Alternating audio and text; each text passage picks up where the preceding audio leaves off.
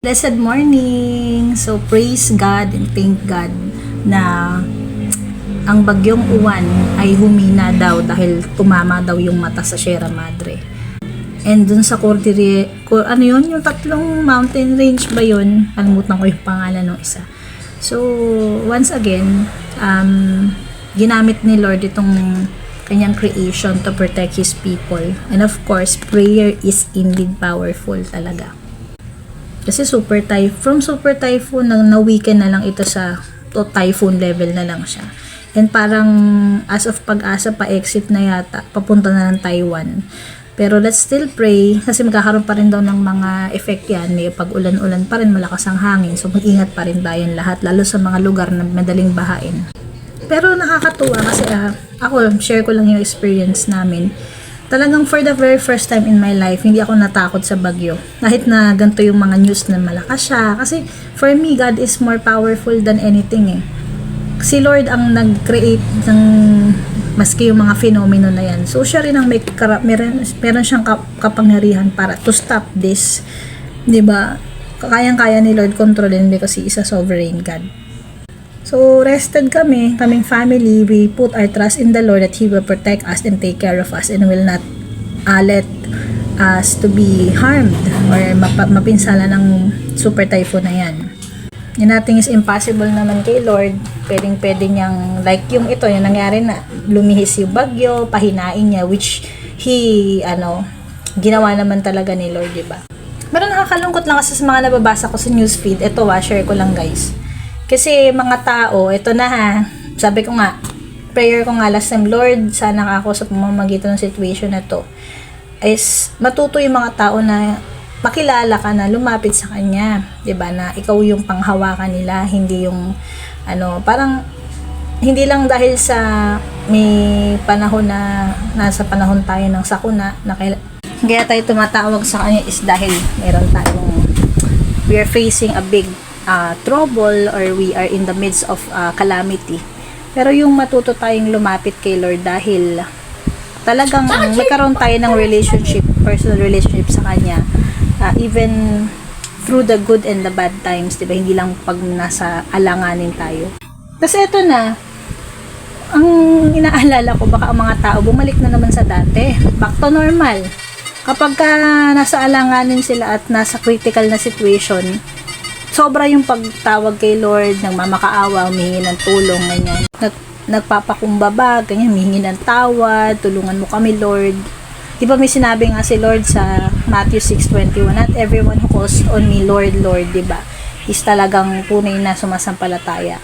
Alam naman niya kung sino talaga yung mga totoong mga mananampalataya. Pero I'm not saying this to condemn anyone, pero mapapansin mo sa tao, pag okay na naman ang lahat, balik na naman sa dati. Sigurado yan, kampante na naman, balik sa mga dating kasalanan, yung mga ginagawa, makakalimot na naman kay Lord, pag hayahay na naman, nakalusot sila, ganyan, okay na naman yung sitwasyon. O, ganun. Tapos, cycle, pag meron na naman problema, pag meron na naman hinaharap na suliranin or mga ganitong phenomenon na life and death situation, saka lang tatawag kay Lord, saka lang babait. Tapos ngayon nga, nag-post si Pastor Eric sa Victory. Bakit daw karamihan ng mga netizens ngayon nagpo-post, nagpapasalamat doon sa Sierra Madre? Tama naman, ginamit naman ni God yung creation, yung mountain ranges na yan, yung Caballero or yung Cordillera, tama ba? Para protektahan yung Luzon, kasi bumangga doon yung bagyo so parang nabasag siya, yung pinakamata niyang typhoon. So, praise God for His creation. Pero ang nangyayari, mga tao, nafo-focus doon. Nagpapasalamat sa Sierra Madre kaysa kay Lord. Di ba dapat mas magpasalamatan yung Creator, not the creation? So, parang nakakalungkot kasi lahat ng churches, lahat ng mga Christians, we are sincerely praying na kay Lord from to us directly to God for help. Pero itong mga tao, pag nakita nilang sagot na yung prayer, okay na naman, hindi naman si Lord yung nakaka-receive ng credit. Ba't ganon? Nakakalungkot kasi bakit pinapasalamatan yung, tama naman, pinasalamatan yung creation, ginamit ni Lord. Pero, sino ba lumikha ng mountain? Hindi naman nabuhay, hindi naman sumulpot mag-isa yan. Wala namang buhay yan. Si Lord ang nagbibigay ng ano dyan, siya pa rin yung dapat pasalamatan. Kasi siya yung nag-allow na humina yung bagyo talaga. Nagkataon tumama lang si Sierra Madre, yun yung nangyari. Pero sino ba nagpahina ng bagyo? Sino nag-allow na malusaw siya na humina siya? Diba? Si God. Siya, dapat ang makareceive ng credit si Lord talaga. So, ayun lang. Nakakalungkot lang kasi. Diba? Pero, syempre, magpasalamat tayo for what happened. Na in-spare tayo, diba? Nothing is impossible talaga with the Lord. So, indeed, prayer is powerful and nothing is impossible to him who believes talaga. So, patuloy natin ipanalangin yung ating bansa, lalo na po ang Cebu, ang Visayas, makarecover sila. Saka dito rin sa atin, sa mga lugar na affected ng floods, yan. So, yung mga kailangan ng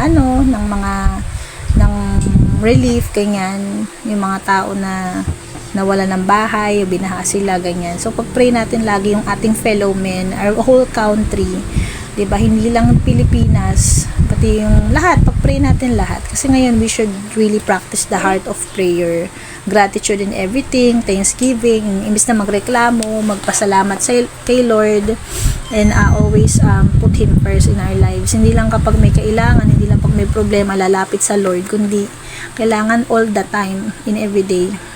So, yun.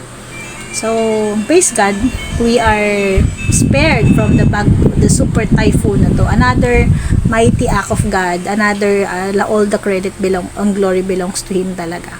So, makikita natin that we have a living God that we serve, that we have a living God who is our only hope talaga in everything. So, let's worship the Lord. Let's thank Him. Let's praise Him. Praise Jesus. Thank you, Lord. Bye.